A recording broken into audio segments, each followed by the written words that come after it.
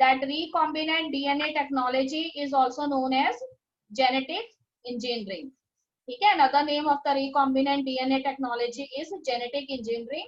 तो ये मैंने आपको स्टेप्स उस दिन भी एक्सप्लेन किए थे कि कोई भी रिकॉम्बिनेंट डीएनए तैयार करने के लिए हमें क्या क्या चीजों की जरूरत होती है. तो first point is identification of the DNA with desirable genes. कहते हैं कि सबसे पहले हमने एक डोनर ऑर्गेनिज्म का पता लगाना है, और वो डोनर ऑर्गेनिज्म वही होगा जिसके अंदर ऐसा डीएनए प्रेजेंट है जिसमें कि डिजायरेबल जीन्स है, जो हम चाहते हैं जीन्स, वो पीस ऑफ डीएनए उसके अंदर प्रेजेंट है. तो हमने सबसे पहले डोनर ऑर्गेनिज्म का पता लगा के उसमें से वो पीस ऑफ डीएनए जिसमें डिजायरेबल जीन्स है वो पता लगाना है, और उसके बाद उसको हमने उसकी कटिंग करवानी है. ठीक है बेटे. उसके बाद वो कहते हैं कटिंग आपने कैसे करवानी है वो भी आपको मालूम है. You have to use the enzymes. कौन से एंजाइम्स? हाँ जी, कौन से enzymes for the cutting of the restriction endonucleases. Yes, these are restriction endonucleases. So these restriction endonucleases, they have a unique way of their working. What is that? कि जब भी इन्होंने किसी डीएनए को कट करना होता है तो वो उस पे स्पेशल टाइप के बेस सीक्वेंसेस को रिकॉग्नाइज करते हैं, और इन बेस सीक्वेंसेस को पैलिंड्रोमिक सीक्वेंसेस कहा जाता है. ठीक है. तो आज के लेक्चर में मैं आपको बताऊंगी कि पैलिंड्रोमिक सीक्वेंसेस किन बेसिस को नाम दिया गया है. तो कहते हैं कि जब आपने कटिंग करवा ली है तो आपका अगला जो मकसद है वो है इस आइडेंटिफाइड डीएनए को इंट्रोड्यूस करना किसमें? होस्ट ऑर्गेनिज्म में. तो मैंने आपको बताया था कि होस्ट ऑर्गेनिज्म के लिए ये एक स्ट्रेंजर है, तो वो उसको लेना बिल्कुल भी तैयार नहीं होगा, तो हमें जबरदस्ती उसको तैयार करना पड़ेगा. ठीक है बेटे. कौन से स्टेप्स हैं वो मैंने अब तक नहीं बताए आपको कि होस्ट ऑर्गेनिज्म को बाय फोर्स कैसे तैयार किया जाता है, वो आज हम स्टडी करेंगे. एंड थर्ड पॉइंट में आपने याद रखना है कि जब वो होस्ट ऑर्गेनिज्म के अंदर इंट्रोड्यूस हो गया है तो उसके बाद वो आपका जो एलियन पीस ऑफ डीएनए है, जो अब रिकॉम्बिनेंट डीएनए बन चुका है, उसको आगे प्रोजेनी जनरेशन में ट्रांसफर करना भी यहाँ पे एम है. तो प्रोजेनी जनरेशन में वो ट्रांसफर होगा, वो आपको मालूम है कि वो डीएनए पॉलीमरेज एंजाइम जो होस्ट का है उसको यूज करेगा, उसकी हेल्प से आगे फर्दर एप्लीकेशन करेगा, और प्रोजेनी और डॉटर सेल्स के अंदर वो अपीयर होगा. ठीक है. ये सारी चीजें मैंने एक बार आपको शॉर्ट में बताई हैं कि इसमें होता क्या. देखो, what are the tools of the recombinant DNA technology. So I have already discussed the names on that day. restriction endonuclease enzymes which are also known as molecular seizures. ठीक है, हम इन्हें molecular seizures के नाम से जानते हैं. polymerase enzymes का मतलब यहाँ पे डीएनए polymerase enzyme से है जो कि रेप्लिकेशन करेगा डीएनए की. लाइगेसेस एंजाइम्स का मतलब यहाँ पे डीएनए लाइगेस से है जिसने क्या करना है, स्टिकी एंड्स जो एलियन पीस ऑफ डीएनए में प्रोड्यूस होने हैं और स्टिकी एंड्स जो प्लाज्मिड डीएनए में प्रोड्यूस होने हैं, उन दोनों को आपस में ज्वाइन करना है इसमें with the help of hydrogen bonding. ठीक है बेटे. उसके बाद वेक्टर्स, वो कहते हैं कि कई तरह के वेक्टर्स यहाँ पे इस्तेमाल किए जा सकते हैं. तो दो वेक्टर्स यहाँ पे ज्यादातर यूज किए जाते हैं. One is plasmid and another is bacteriophages. तो प्लाज्मिड्स और बैक्टीरियोफाजेस की खास बात ये होती है कि they can produce many copy numbers. ठीक है, बहुत सारी अपनी कॉपीज बनाने के लिए वो काम कर सकते हैं, वो सेल्फ ऑटोनोमियस होते हैं. तो इसीलिए हम यहाँ पे प्लाज्मिड्स और बैक्टीरियोफाजेस की बात करेंगे. इसके अलावा कॉस्मेट, फेजमेट्स, कई तरह के वेक्टर्स हैं, वो आप हायर क्लासेस में पढ़ेंगे. ठीक है. होस्ट ऑर्गेनिज्म जिसके अंदर ये सारी चीजें की जानी है, जिसके अंदर आपका रिकॉम्बिनेंट डीएनए एंटर करना है, वही होस्ट ऑर्गेनिज्म है. Okay, see the historical account. I have written it from your book. ठीक है. रिस्ट्रिक्शन एंजाइम्स के बारे में हम अब तक क्या जानते हैं कि इन द ईयर 1963, ठीक है, these enzymes which are known as restriction enzymes, two types of restriction enzymes, they are isolated from the bacterium E. coli. ठीक है. E. coli बैक्टीरियम जो है उसमें वो कहता है कि जब बैक्टीरियोफाज जो है उसकी ग्रोथ के बारे में स्टडी किया गया था तो उस समय इन दो एंजाइम्स के बारे में पता लगा. तो उसमें देखा गया कि एक क्लास जो है रिस्ट्रिक्शन एंजाइम्स की, वो क्या करती है, डीएनए में मिथाइल ग्रुप्स को ऐड करती है. ठीक है. अगर आपको याद हो मिथाइल ग्रुप कहाँ पे ऐड होते हैं, कहाँ पे हमने मिथाइल ग्रुप के बारे में भी कुछ स्टडी किया था, कुछ याद आ रहा है? डीएनए रेप्लिकेशन में या ट्रांसक्रिप्शन में. यस. ठीक है. सोचिए कहाँ पे ऐड किए थे. There is one class of restriction enzymes जिनका सिर्फ मकसद है डीएनए में मिथाइल ग्रुप्स जो इनको ऐड करना. ठीक है. और दूसरी क्लास जो है वो हमारे लिए इंपॉर्टेंट है क्योंकि ये किसकी है, रिस्ट्रिक्शन एंडोन्यूक्लियस एंजाइम की है, और ये डीएनए सेगमेंट जो है उसको बीच में से काटते हैं. ठीक है, they are not cutting the DNA at the ends, they are cutting the DNA segments from within, बीच में से इन्होंने डीएनए सेगमेंट को कट करना है।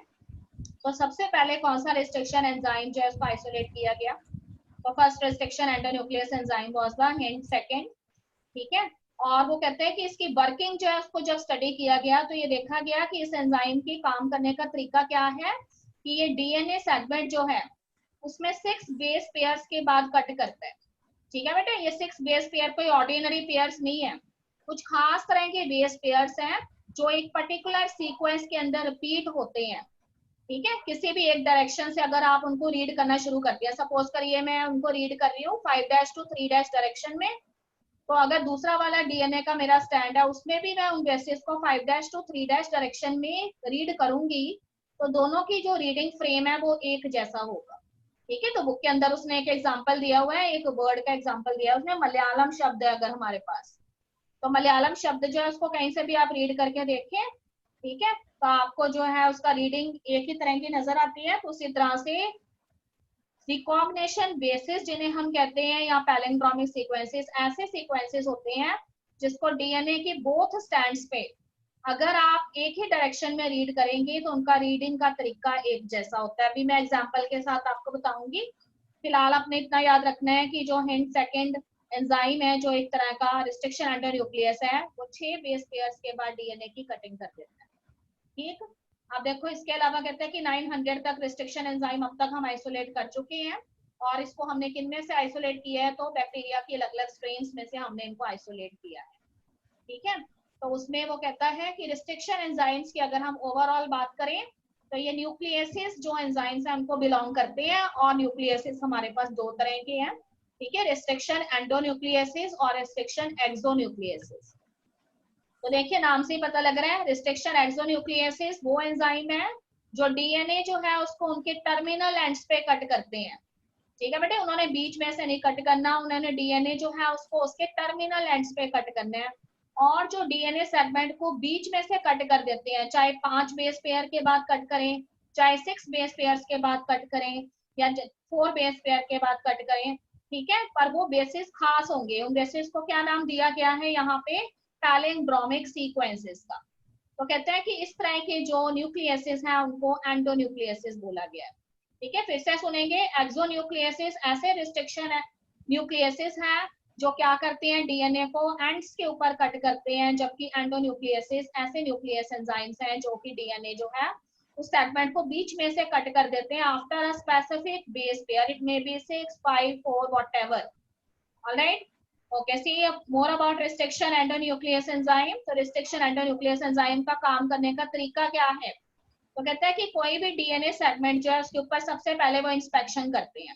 ठीक है, they move over the DNA segment, DNA segment के ऊपर मूव करते हैं, और उसके बाद उन बेसिस को फाइंड आउट करने की कोशिश करते हैं जो उनके रिकॉग्निशन सीक्वेंसेस हैं, यानी उनके पैलिंड्रोमिक सीक्वेंसेस है।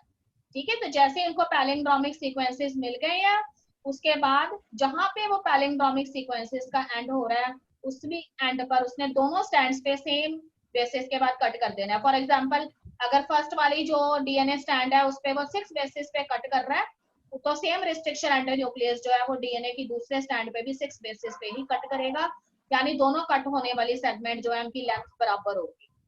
ठीक है बेटे, तो यही यहाँ पे लिखा है, इसको मैं फिर से नहीं पढ़ के सुनाऊंगी। देखो यहाँ पे लास्ट लाइन देखो, each restriction endonuclease recognize a specific palindromic nucleotide sequences in the DNA। ठीक है, अब हम जानेंगे कि ये पैलिंड्रोमिक सीक्वेंसेस क्या होते हैं। देखो यहाँ उसने एग्जांपल देके आपको बताया हुआ है, तो definition is given here, the palindromic DNA is a sequence of base pairs that reads same on the two strand when orientation of reading is kept the same।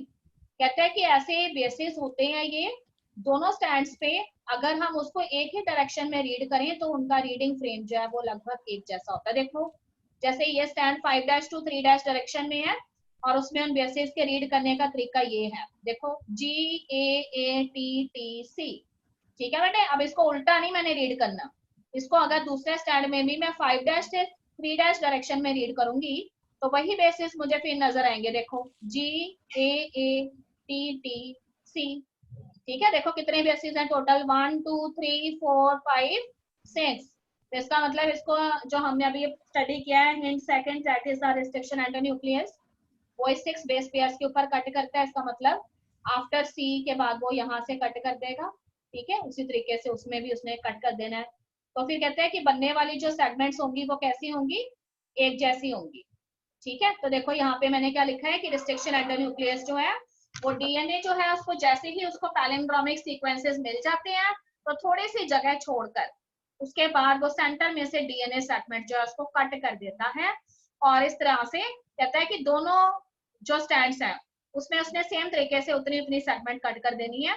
और उसके बाद देखो क्या लिखा है, this leaves single standard portions at the end, ठीक है। तो हर एक एंड पे जो है एक बेस आपको हैंगिंग फॉर्म में नजर आ जाता है। देखो जैसे ये वाला है, ठीक है, जैसे उसने यहाँ से रीड करना शुरू किया GAATT, तो यहाँ पे C आया तो ये C जो है उसके बाद उसने कट कर दिया, तो ये वाला जो लास्ट C है ना वो T के नीचे C की फॉर्म में आ जाएगा, ठीक है, हैंगिंग हो जाएगा T के साथ। उसी तरीके से ये वाला जो है उसमें भी इसने इसी तरीके से करना है, तो इधर से ये वाले T जो है इसके नीचे ये C हैंगिंग हो जाएगा। तो सोचो कि इस तरह के दो हमारे पास जो है, ठीक है, हैंगिंग बेसिस।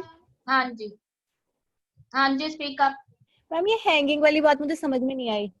मैंने आपको ये बताया है कि जैसे ये हैंगिंग वाली हाँ वही बता रही हूँ। देखो यहाँ पे जैसे पहला स्टैंड जो है उसकी पोलैरिटी किस डायरेक्शन में है, 5 डैश से 3 डैश में है, ठीक है नंदनी। देखो यहाँ पे GAATTC यहाँ तक उसने रीड किया ना।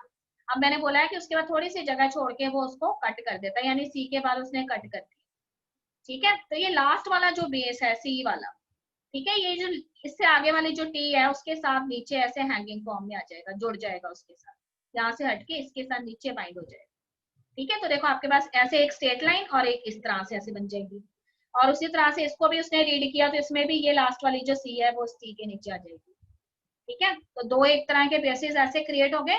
अब वो कहता है कि जब इन्होंने ज्वाइन करना है, ठीक है, मैंने आपको ये भी बताया था कि ये तो एलियन पीस की कटिंग है, पर जब इसको प्लाज्मिड डीएनए को भी उसी रिस्ट्रिक्शन एंडोन्यूक्लियस से कट करवाएंगे तो उसमें भी इसी तरह के 6 बेसिस के बाद उसने कट करना है, तो उसमें भी ऐसे ओवर हैंगिंग स्टैंड क्रिएट हो जाएंगे जिनको हम क्या कहेंगे, स्टिकी बेसिस कहेंगे, ठीक है। तो इस तरह का जो एक स्टिकी बेस दूसरे के कांटेक्ट में आएगा तो उनके जो ओवर हैंगिंग स्टैंड्स हैं उनके बीच में क्या डेवलप हो जाएगी, हाइड्रोजन बॉन्डिंग डेवलप हो जाएंगी और वो एक दूसरे के साथ बॉन्ड के जरिए जुड़ जाएंगे। पर आपको पता है 100% नहीं जुड़ेंगे जब तक कौन सा एंजाइम नहीं डालेंगे उसमें, डीएनए लाइगेज एंजाइम नहीं डालेंगे, ठीक है बेटा। देखो यहाँ पे बुक में भी वो डायग्राम होता था, मेरी न्यू बुक है, पता नहीं है कि नहीं, एक बार चेक कर लेती हूँ। ओके बेटा, इसमें वो उसने हैंगिंग फॉर्म में नहीं दिखाया हुआ पर नीचे एक डायग्राम दिया हुआ है आपको, वो मैं आपको भी थोड़े टाइम में दिखाती हूँ। पिछली वाली जो बुक थी पुरानी उसमें था, कोई बात नहीं। ये साइड में देखो एक डायग्राम दिया हुआ है पेज नंबर 196 पे, देखो ये फिगर नंबर 11.1 है। देखो आपकी बुक में कौन सा फिगर है, वो फिगर नंबर 11.1 है जिसपे लिखा है steps in formation of pre. Yes ma'am लिखा हुआ है, लिखा है ना, उसमें देखो उसने स्टिकी एंड कैसे बनाते हुए दिखाया है। जैसे उसमें तो मैंने आपको बताया कि अगर वो मान लो पीछे G को नहीं कट करके पीछे से आगे करता है तो मैंने आपको बताया था कि T के साथ वो C ज्वाइन हो जाएगा, है ना। अब इसने दूसरे तरीके से उसको कट करवाया तो उसमें उसने जो C है उसके साथ G जो है वो हैंगिंग फॉर्म में आ गया है, ठीक है बेटे। उसी तरीके से दूसरे वाले में भी उसी तरह का एक बेस पेयर क्रिएट हो जाना है जिसमें 1 बेस पेयर जो है हैंगिंग होगा। तो देखो लास्ट वाले स्टेप के अंदर उसने आपको रिकॉम्बिनेट डीएनए कैसे बनाते हुए दिखाया है। जो ओवर हैंगिंग बेसिस होते हैं उसकी हेल्प से दोनों के अंदर ओवर हैंगिंग बेसिस प्रेजेंट है तो वो एक दूसरे में उसी तरह से फिट हो जाते हैं जैसे हमारी हैंड्स की 2 फिंगर एक दूसरे में इंटरडिजिटेट हो जाती है, ठीक है। जैसे सपोज मेरे हैंड की ये फिंगर है, ये दूसरी फिंगर है, तो इसमें जो गैप्स क्रिएट हुए हैं वैसे ही गैप्स इसमें भी क्रिएट हुए हैं, तो ये ऐसे ज्वाइन हो जाएंगी तो इससे रिकॉम्बिनेंट डीएनए बन जाएगा। उसी तरीके से जो ओवर हैंगिंग बेसिस होते हैं उनका जो तरीका है डेवलप होने का लेंथ वाइज वो एक तरह का होता है, तो दूसरा वाला बेस जो दूसरे स्टैंड का है ओवर हैंगिंग उसके साथ इजीली अटैच हो जाता है, ठीक है। यहाँ पे मैंने वही सारी चीजें लिखी है। देखो मैंने लिखा है the sticky ends are named because they form hydrogen bond with the complementary cut counter parts, ठीक है। तो कहते हैं कि स्टिकी एंड्स जो है हमको स्टिकी एंड्स इसलिए नाम दिया गया है क्योंकि वो जो है वो हेल्प करते हैं जब प्लाज्मिड के अंदर भी same type of restriction endonuclease act करेगा तो उसमें भी इसी तरह के स्टिकी एंड्स क्रिएट हुए होंगे तो एलियन पीस जो है उसके स्टिकी एंड्स जो है वो प्लाज्मिड के स्टिकी एंड के साथ ज्वाइन कर जाएंगे और दोनों के बीच में कौन से बॉन्ड डेवलप होंगे, हाइड्रोजन बॉन्ड्स डेवलप होंगे। ठीक है बेटे। उसके बाद वो कहता है कि दोनों स्टिकी एंड्स जो है वो आपस में जब ज्वाइन हो जाती हैं तो उसके बाद उनके जो एंड्स है उनको सील करने के लिए उसमें कौन सा एंजाइम डाला जाता है, डीएनए लाइगेज एंजाइम डाला जाता है। ठीक है, देखो इस डायग्राम के अंदर, ये हमारी बुक में भी दिया हुआ है डायग्राम। तो ये हमारा फॉरेन डीएनए आ गया यहाँ पर और ये हमारे पास प्लाज्मिड डीएनए है जिसमें हमने इस एलियन पीस ऑफ डीएनए को सेट करना है। ठीक है, देखो लाइन क्या लिखी है, सेम रिस्ट्रिक्शन एंजाइम यूज किया for cutting both the foreign DNA and the vector DNA at specific point, and you know that this specific point is actually the palindromic sequences that are identified by the enzyme restriction endonuclease। ठीक है बेटे, तो यहाँ पे देखो ये वाला restriction endonuclease जो है वो कहता है कि 2 बेस पेयर के बाद ही कट कर देता है। तो देखो आपका एक छोटी सी सेगमेंट डीएनए की यहाँ पे नजर आ रही है और क्योंकि इस पे भी हमने वही सेम अप्लाई किया तो उसमें भी उतनी सी जगह खाली हुई है। ठीक है, अब दोनों में पैलिंड्रोमिक सीक्वेंसेस के हिसाब से उसने कट किया है ना, तो उसके पैलिंड्रोमिक सीक्वेंसेस यहाँ पे कितने हैं, 2 बेस पेयर वाले हैं। यहाँ पे भी 2 बेस पेयर वाली जगह खाली होगी। अब स्टिकी एंड्स इसमें भी क्रिएट हो रखे हैं, इसमें भी क्रिएट हो रखे हैं। तो ये वाली सेगमेंट उठा के जब इस प्लाज्मिड के ऊपर डाली जाएगी तो दोनों के अंदर जो डेवलप हुए स्टिकी एंड्स हैं उसकी हेल्प से ये आपस में ज्वाइन हो जाएंगे और कौन सा बॉन्ड उनके अंदर इस्टेब्लिश होगा, हाइड्रोजन बॉन्ड। ठीक है बेटे, अब अच्छे से इसको सील करने के लिए उसके अंदर कौन सा एंजाइम हेल्प करेगा वो आपको पता है, डीएनए लाइगेज एंजाइम है। देखो डीएनए लाइगेज एंजाइम ने उसको अच्छे से ज्वाइन कर दिया। तो alien piece of DNA plasmid vector के अंदर अब इंसर्ट हो गया है और हमारे पास एक सर्कुलर ऑटोनॉमियस डीएनए बन गया यहाँ पर। और ये सर्कुलर ऑटोनॉमियस डीएनए जो है इसको हम क्या नाम देंगे, रिकॉम्बिनेंट डीएनए। ठीक है, उसके बाद देखो एक टर्म लिखिए, transformation. What is transformation? It is the insertion of this recombinant DNA into the host organism। ठीक है, जब हमारा recombinant DNA लेबोरेटरी में तैयार हो गया तो हमारा अगला स्टेप जो है उस recombinant DNA को होस्ट सेल के अंदर डालना है। वो मैंने आपको तरीका बताया हुआ है। उसको होस्ट सेल में डालने के 2 तरीके हैं। या तो recombinant DNA जो है उसको आप क्या करें, होस्ट के जो क्रोमोसोम है उसके ऑरिजिन ऑफ रेप्लिकेशन के साथ उसको अटैच करवा दें। ठीक है, इनकॉर्पोरेट कर दें तो फिर वो अपने आप ही आगे चलता रहेगा। या फिर दूसरा तरीका क्या है कि होस्ट सेल जो है उसको यहाँ पे क्या करना है, कुछ प्रोसेस में से गुजारना है अपने। ठीक है, जबरदस्ती करनी है उसके साथ कि वो इसको ले ले। ठीक है, रिकॉम्बिनेंट डीएनए को, तो उसके लिए उसको अलग अलग तरह के ट्रीटमेंट्स दिए जाएंगे। तो उस तरीके से भी उसके अंदर रिकॉम्बिनेंट डीएनए चला जाएगा। उसके बाद देखो आ रहे हैं उसके डीएनए पॉलीमरेज की हेल्प से इसके आगे रेप्लिकास बनने लग जाती हैं। तो जैसे ही होस्ट ऑर्गेनिज्म डिवाइड करता है और क्या बनाता है, डॉटर सेल बनाता है, तो देखो आपका जो रिकॉम्बिनेंट डीएनए है वो आपको डॉटर सेल में नए रेप्लिकास की फॉर्म में नजर आ रहा है। ठीक है, तो ट्रांसफॉर्मेशन वर्ड का मतलब याद रखेंगे। ट्रांसफॉर्मेशन वर्ड का मतलब होता है रिकॉम्बिनेंट डीएनए को होस्ट ऑर्गेनिज्म में इंसर्ट करवाना, either by attaching it with the origin of replication of the host chromosome or directly inserting the recombinant DNA into the host cell by treating them in different ways. What are these methods? We will learn soon.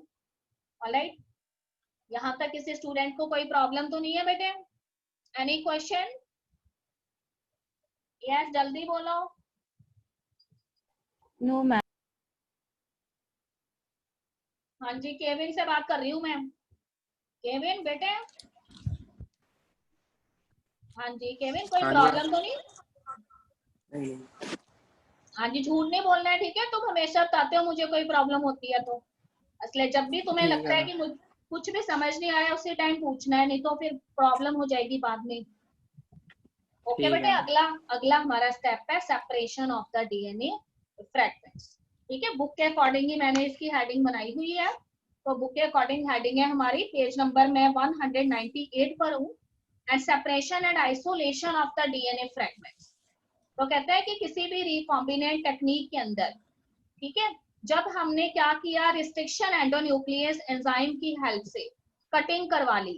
तो आपको पता है कि restriction endonuclease enzyme को हमने 2 बार apply किया है। ठीक है, एक बार तो आपने क्या किया, डोनर ऑर्गेनिज्म में से एलियन पीस ऑफ डीएनए की कटिंग करवाई, और सेम रिस्ट्रिक्शन एंडोन्यूक्लियस से आपने किसकी कटिंग करवाई है, प्लाज्मिड डीएनए की भी करवाई है। ठीक है बेटे, इसका मतलब हमने रिस्ट्रिक्शन एंडोन्यूक्लियस जो है उसको 2 बार यूज किया है।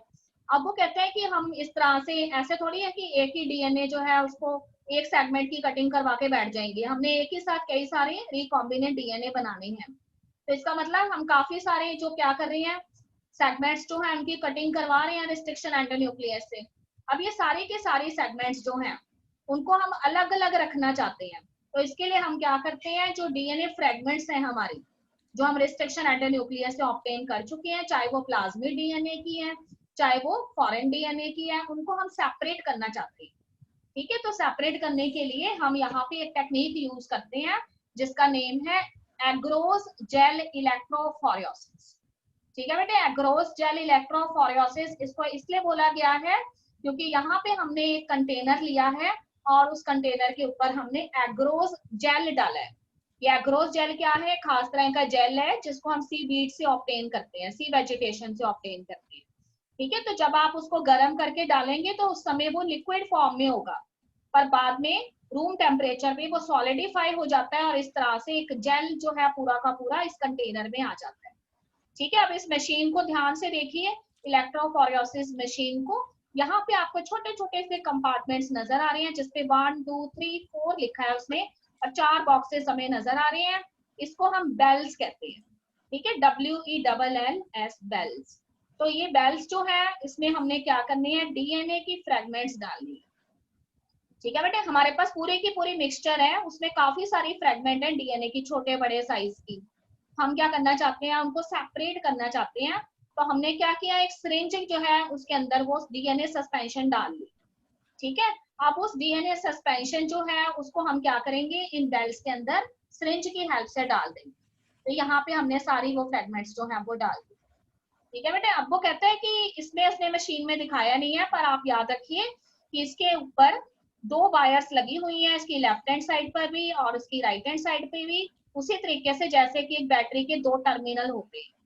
ठीक है, तो जिस साइड मैंने आपको बोला बेल्स है वहां पे मैंने डीएनए डाला है। आपको पता है कि डीएनए पे कौन सा चार्ज होता है, नेगेटिव चार्ज होता है। इसका मतलब ये मेरा बैटरी का कौन सा टर्मिनल है, नेगेटिव टर्मिनल है। ठीक है बेटे, तो उसके बाद मैं इस कनेक्शन को बैटरी के साथ ज्वाइन कर दूंगी। याद रखिए ये टर्मिनल मेरा नेगेटिव टर्मिनल है।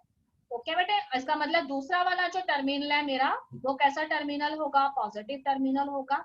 अब बस आपने नॉर्मल इलेक्ट्रोफोरेसिस के बारे में आपने स्टडी किया हुआ है केमिस्ट्री में, वैसे ही चलना है। हम बैटरी ऑन कर देंगे और उसके बाद वो कहता है कि ये जो फ्रेगमेंट्स हैं ये क्या करेंगी, नेगेटिव टर्मिनल पर प्रेजेंट है तो नेगेटिव से हमेशा किसकी तरफ मूव करते हैं, पॉजिटिव की तरफ मूव करते हैं। ठीक है, तो ये नेगेटिव फ्रेगमेंट्स जो हैं ये पॉजिटिव टर्मिनल की तरफ मूव करने लगेंगी। पर इनकी एक खास बात है कि जो एग्रोस जेल है ना वो सीविंग इफेक्ट शो करता है। यहाँ पर उसमें छोटे छोटे से पोर्स होते हैं जो इन फ्रेगमेंट्स जो है इनकी मूवमेंट के प्रति रेजिस्टेंस शो करते हैं। ठीक है, तो ऐसे फ्रेगमेंट जो कि लाइट वेट होती हैं वो जल्दी जल्दी मूव कर जाती हैं इसके ऊपर से और आगे पहुंच जाती हैं, और ऐसी फ्रेगमेंट्स जो कि साइज में बड़ी होती हैं, बल्कि होती हैं, वो पीछे रह जाती हैं। तो देखो यहाँ पे एग्रोस जेल पे आपको सारी फ्रेगमेंट मूव करते हुए नजर आती हैं और उनकी स्पीड जो है वो भी अपने अपने वेट के अकॉर्डिंग है। लाइटर फ्रेगमेंट जल्दी पहुंच जाएंगी पॉजिटिव टर्मिनल पर, और बल्कि फ्रेगमेंट देखो धीरे धीरे आ रही है पीछे। तो इस तरह से आपको इस पूरी मशीन में कई सारे आपको बैंड्स नजर आने लग जाएंगे। ठीक है बेटे, अगर आप इस मशीन में ये जो बैंड्स हैं उसको नेकेड आई से देखेंगे तो ये आपको नजर नहीं आएंगे। आपने क्या करना है, इस सॉल्यूशन के अंदर एक खास तरह का केमिकल डाल लेना है, और वो केमिकल जो है वो एक डाई होती है एंड उसका नेम है इथिडियम ब्रोमाइड। ठीक है बेटे, इथिडियम ब्रोमाइड जो है उसको डाई को हम इस एग्रोस जेल की प्लेट के ऊपर डाल देंगे। उसके बाद हम इसके ऊपर कौन सी रेडिएशंस फेंकेंगे, अल्ट्रा वायलेट रेडिएशंस फेंकेंगे। तो जैसे आप इनके ऊपर अल्ट्रा वायलेट रेडिएशंस को फॉल करवाएंगे तो इथिडियम ब्रोमाइड के इफेक्ट की वजह से ये फ्रेगमेंट्स आपको फ्लोरोसेंट ऑरेंज कलर की नजर आएंगी और इस तरह से आपको विजिबल हो जाएंगी। ठीक है, अब हमने क्या करना है, एक छोटा सा नाइफ लेना है और उस नाइफ की हेल्प से जहां जहां मुझे फ्रेगमेंट नजर आ रही है ना, मैंने उतना उतना हिस्सा उसका काट लेना है। ठीक है बेटे, क्योंकि वो जेल है तो जैसे एक वैक्स होता है ना उसकी कटिंग हो जाती है, ऐसे जेल में ऐसे आसानी से कटिंग हो जाएगी। मेरे पास अलग अलग लॉग्स आ जाएंगे और हर एक लॉग पे मेरे पास क्या प्रेजेंट है, एक एक फ्रेगमेंट प्रेजेंट है। और मैंने आपको बताया था कि डीएनए में मैंने कई सारी फ्रेगमेंट्स रखी हुई है। इसका मतलब ये फ्रेगमेंट्स जो है इनका साइज जो है वो अलग अलग तरह का है, कोई छोटे साइज की है, कोई बड़े साइज की है, ऐसी काफी सारी है। तो मैं ऐसे कई सारे लॉग्स इसमें से काट के रख लूंगी और उनके ऊपर वो डीएनए की फ्रेगमेंट है। तो देखो ये तो मैंने एलियन डीएनए के लिए किया था, ऐसा ही मैं किसके लिए कर लूंगी, प्लाज्मिड डीएनए के लिए भी कर लूंगी। ठीक है बेटे, तो इस तरह से मेरे पास प्लाज्मिड डीएनए की भी काफी सारी फ्रेगमेंट आ जाएंगी, एलियन डीएनए की ऑलरेडी आ चुकी हैं। अब कुछ नहीं करना, बस लॉग्स में लेंथ देखनी है फ्रेगमेंट की कितनी कितनी है, उस हिसाब से उस प्लाज्मिड डीएनए के अंदर मैं उनको क्या करती जाऊंगी, सेट करती जाऊंगी।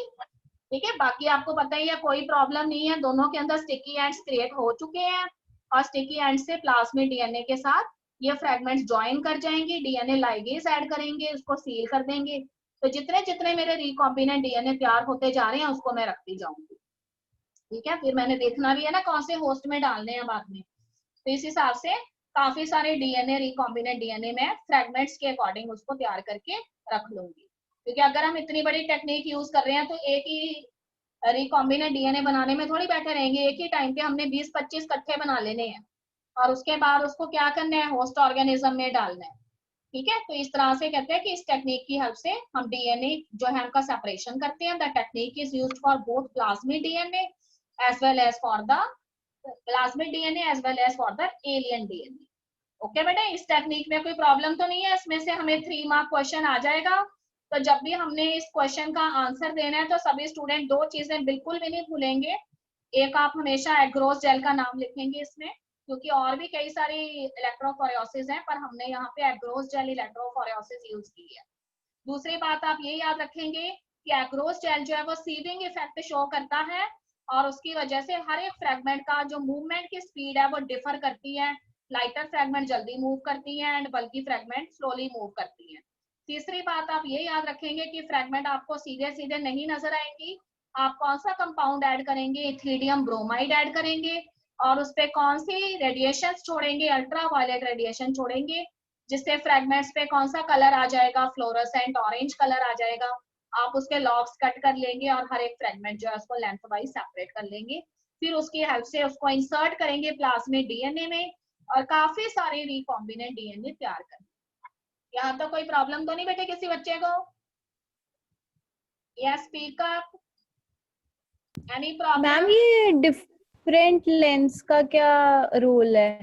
देखो मैंने आपको ये बताया कि अगर मैं कोई भी पीस ऑफ डीएनए मैंने सिलेक्ट किया है किसी भी डोनर ऑर्गेनिज्म में से, ठीक है बेटे, अब नंदनी उसमें से मुझे डिजायर्ड जीन एक होस्ट में से मिल गए मुझे जिसमें से मैं लेना चाहती हूँ, ठीक है, अब मैं उसी को दोबारा चेक करती हूँ, मुझे और डिजायर्ड जीन उसमें नहीं मिलते, तो इसका मतलब वो डोनर को मैंने एक पासे कर दिया ना, उसके बाद फिर मैं कोई नया डोनर चेक करूंगी। ठीक है, उसमें से भी मैंने डिजायर्ड फ्रेगमेंट जो है वो ले लिया। अब ये सारे डीएनए की जो फ्रेगमेंट्स हैं वो मैंने क्या किया है, एक सॉल्यूशन की फॉर्म में एक साथ रख ली है। ठीक है, पर मैंने हर एक के लिए रिस्ट्रिक्शन एंडोन्यूक्लियस तो अलग अलग यूज किए थे ना, इसका मतलब हर एक सेगमेंट जो है उसकी लेंथ जो है वो वेरी करती है। अब मैं चाहती हूँ कि जितने भी मैंने डीएनए कट करवाए हैं जिस मर्जी लेंथ के हैं उनको मैं सेपरेट कर लूँ, क्योंकि जब मैं उसे एक ही सॉल्यूशन में डालूंगी तो उसकी वजह से क्या होगा, काफी सारी इकट्ठी हो गई है, मैं सबको अलग अलग करना चाहती हूँ, तो उसको अलग करने का तरीका जो है वो एग्रोस जेल टेक्निक है।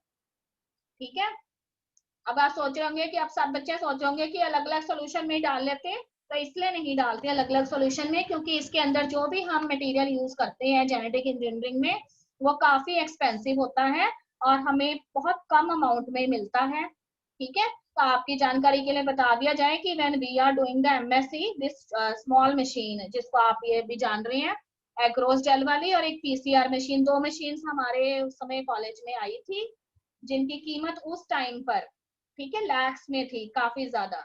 तो सोचे इतनी छोटी सी चीज जो है वो इंडिया जैसे कंट्री में अगर लैक्स के अंदर आ रही है तो ये नॉर्मल बंदे को कभी अफोर्ड नहीं हो सकती। ठीक है, तो इससे रिलेटेड जितने भी सॉल्यूशन है वो उनकी कीमत बहुत ज्यादा है, इसलिए हर एक फ्रेगमेंट को रखने के लिए अलग अलग सॉल्यूशन नहीं यूज करते, एक साथ रख लेते हैं और बाद में उनको सेपरेट कर लेते हैं। ठीक है बेटे, पता लग गया? अब देखो यहाँ पे मैंने बस एग्रोस जेल जो है उसकी वर्किंग लिखी हुई है, ये मैंने इसलिए लिख दी है क्योंकि आफ्टर द ये जब भी चैप्टर खत्म होगा ये प्रेजेंटेशन आपको भेज दी जाएगी और अलग अलग कलर्स में मैंने लिखा है, इसलिए आपको स्टेप इजीली लर्न हो जाएंगे। यहाँ से देखो यहाँ मैंने पिक्चर ली है एग्रोस जेल इलेक्ट्रोफोरेसिस की रियल में ये कैसी नजर आती है आपको। ठीक है, ऐसे ग्लास का एक कंटेनर होता है और उसमें वो छोटे छोटे से बेल्स हैं, देखो इंजेक्शन की हेल्प से उसके अंदर डीएनए सस्पेंशन डाल रहा है और उसके बाद उसको वायर्स के साथ अटैच कर दिया जाता है, बैटरी के साथ, दोनों तरफ बैटरी लगी हुई होती है। तो जहां पे उसने ये बेल्स में डाले है ना वो नेगेटिव टर्मिनल है, और जहां की तरफ मूव करेंगी वो पॉजिटिव टर्मिनल है। पास में उसने एक बैटरी रखी है, उसके साथ टर्मिनल्स जो है उनको अटैच कर दिया जाएगा, और फ्रेगमेंट्स इस तरह से हमें इस कंटेनर में नजर आएंगी। ठीक है, तो पहले तो ये फ्रेगमेंट्स जो है वो लगभग हमें कलरलेस ही नजर आती हैं, पर जब आप इसमें इथेरियम ब्रोमाइड डाल देते हैं ये चमकने लगती हैं और आपको आसानी से पता लग जाता है, और आप उनको सेपरेट कर लेती हैं सैक्रोज जेल में। ठीक है बेटे, यहाँ तक क्लियर है सारा कुछ। अब उसके बाद देखो क्लोनिंग वेक्टर्स वाले टॉपिक में मैं थोड़ा सा बताऊंगी, मेरे पास 3 से 4 मिनट है ओनली। तो प्लाज्मिड्स और बैक्टीरियोफाजिस जो हैं उनको हम क्लोनिंग वेक्टर्स के फॉर्म में यूज करते हैं। तो कहते हैं कि दोनों को क्लोनिंग वेक्टर्स के फॉर्म में इसलिए यूज किया जाता है क्योंकि देखो बैक्टीरियोफाजिस जो हैं वो ऐसे वायरसेस हैं जो क्या कर सकते हैं, बैक्टीरियल सेल जो है उसके ऊपर एक्ट करते हैं, उसमें इन्फेक्शन कॉज करते हैं। मैंने पहले भी बताया था कि उनका इन्फेक्शन का तरीका क्या है कि वो बैक्टीरियल सेल में अपने आप को अटैच कर लेते हैं और फिर अपना डीएनए बैक्टीरिया के अंदर डाल देते हैं। ठीक है बेटे, तो वो कहते हैं कि उनके अंदर ये एबिलिटी होती है कि वो अपना डीएनए जो है उसको बैक्टीरिया में डाल सकते हैं। तो अगर हम क्या करें, उनका जो पैथोजेनिक जीन्स है उनको रिमूव करके उसकी जगह पे जीन ऑफ इंटरेस्ट डाल दें जो हमारा डिजायर्ड जीन है, तो इसका मतलब जब वो इन्फेक्शन कॉज करने जाएंगे तो उस समय उनका डीएनए तो जाना ही है बैक्टीरिया में, तो हमने जो अपना डीएनए उसके अंदर सेट किया है वो एक्सीडेंटली बैक्टीरिया के अंदर चला जाएगा और हमारा काम हो जाएगा। ठीक है बेटे, और प्लाज्मिड के साथ तो कोई प्रॉब्लम है ही नहीं, प्लाज्मिड जो है वो सेमी ऑटोनोमियस होते हैं पहले से ही, आपको पता है, वो खुद ही अपने रेप्लिकास बना सकते हैं, बस हमने उनको क्या करना है, होस्ट में एंटर करवाना है किसी तरीके से। तो कहते हैं कि कई बार कुछ ऐसे प्लाज्मिड होते हैं जो 1 से 2 कॉपीज दे सकते हैं अपनी, पर कई बार ऐसे प्लाज्मिड भी हैं जो 15 से 20 तक कॉपीज दे सकते हैं। तो हम ऐसे प्लाज्मिड सिलेक्ट करेंगे जो ज्यादा से ज्यादा हमें कॉपीज दे सकते। ठीक है, उसके बाद देखो बाकी कुछ नहीं है, वो कहता है कि जैसा भी आपने बैक्टीरियोफाज सिलेक्ट किया है, जैसा भी आपने प्लाज्मिड सिलेक्ट किया है, जब वो होस्ट ऑर्गेनिज्म के अंदर एंटर कर जाएगा तो जितनी आपकी उसकी एबिलिटी है कॉपीज देने की, उतने आपको रिकॉम्बिनेंट डीएनए की कॉपीज मिलेंगी होस्ट ऑर्गेनिज्म। ठीक है बेटे, तो इसका एक ही तरीका है कि जब भी आपने प्लाज्मिड डीएनए सिलेक्ट करना है या फिर आपने बैक्टीरियोफाज सिलेक्ट करना है, तो आपने इस बात का ध्यान रखना है कि वो आपको मैक्सिमम कॉपी नंबर दे सके। अगर आप ऐसा प्लाज्मिड सिलेक्ट करेंगे जिसमें 1 या 2 ही कॉपीज दे पाता है, तो इसका मतलब प्रोजेनी जनरेशन में भी आपको 1-2 कॉपी मिलने वाली है। तो अगेन एंड अगेन आपको क्या करना पड़ेगा, रिकॉम्बिनेंट डीएनए बनाने पड़ेंगे, बार बार आपको सेम प्रोसीजर करना पड़ेगा। तो पहले ही ऐसा प्लाज्मिड सिलेक्ट करें जो आपको मैक्सिमम कॉपीज दे सकता हो, ताकि जब भी आप ट्रांसफॉर्मेशन करें उस समय आपको 15 से 20 कॉपीज मिल जाए। ठीक है, तो ये यहाँ पे मैंने लिखा है। यहाँ पे देखो टाइप्स ऑफ वेक्टर मैंने आपको दिखाए हैं, ये आपको प्लाज्मिड वेक्टर नजर आ रहा है। तो common type of plasmid vector जिन्हें पीआई प्लाज्मिड कहते हैं हम, ठीक है, ये हम बैसिलस thuringiensis से आइसोलेट करते हैं। यहाँ पे आपको बैक्टीरियोफाजिस वायरसेस दिखाए गए हैं। देखो यहाँ कुछ खास तरह के लेबल किए गए हैं, तो कहते हैं कि इनके अंदर जो है खास तरह के साइट्स होते हैं जहाँ पे कुछ खास तरह के जीन्स प्रेजेंट होते हैं, और ये एंटीबायोटिक रेजिस्टेंट जीन्स होते हैं। तो कई बार हम इनमें से वो जीन्स जो है उनको आइसोलेट करके उसी को फिर दूसरे प्लाज्मिड में ट्रांसफर करके उससे रिकॉम्बिनेंट डीएनए तैयार करते हैं। या फिर इसमें से हमने कोई चीज इंसर्ट की है, काट इस प्लाज्मिड में से लिया, उसको किसी दूसरे प्लाज्मिड में अगर हम किसी दूसरे एंटीबायोटिक रेजिस्टेंट जीन पे रख दें, तो जो पहले उसके अंदर जीन था उसकी एक्टिविटी बंद हो जाएगी और जो नया इंसर्ट हमने डाला है उसकी एक्टिविटी आ जाएगी। ओके बेटे, यहाँ से मैं कल स्टार्ट करूंगी फिर से। देखो लास्ट में मैंने आपको ये बताया था कि प्लाज्मिड जो है उसको अगर आपने 11th क्लास में अच्छे से स्टडी किया तो उसमें लिखा था कि उसमें खास तरह के एंटीबायोटिक रेजिस्टेंट जीन्स होते हैं।